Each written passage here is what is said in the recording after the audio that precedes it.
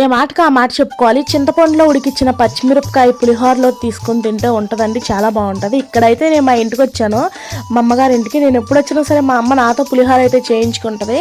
ఇంకా వాటికి కావాల్సిన ఇంగ్రీడియంట్స్ అయితే నేను ఇక్కడ మా షాప్లో నుంచి డైరెక్ట్గా తెచ్చేసుకున్నాను. అవన్నీ తీసుకొచ్చాక ఇక్కడ చింతపండు ముందే నానబెట్టుకున్నా, వాటిని అయితే ఫిల్టర్ చేసా, ఇసుక పీచు ఏమీ లేకుండా తీసేసి చక్కగా అయితే మరిగించేసాను దాన్ని చిక్కబడిందాక. పసుపు అయితే కొంచెం లైట్గానే వేసాను, ఎందుకంటే వేడి చేసేస్తుంది పిల్లలు కూడా తినాలని చెప్పేసి.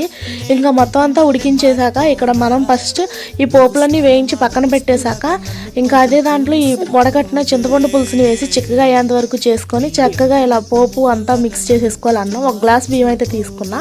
ఇంకా లాస్ట్గా రెడీ అయిపోయింది. ఇక్కడ తెచ్చి అందరం గిన్నెల్లో సర్వ్ చేసుకొని తింటున్నాం. ఇడు మా అక్కల బాబు, ఇడు మా వాడు, మా అమ్మ. ఇది ఇక్కడైతే పచ్చిమిరపకాయ వేసుకొని సూపర్గా ఉందని చెప్పి తింటున్నాను. చాలా అంటే చాలా బాగుంది. ఎప్పుడన్నా సరే మీకు కూడా ఇలా మీ అమ్మగారు చేయమంటే చేస్తారా మీరు?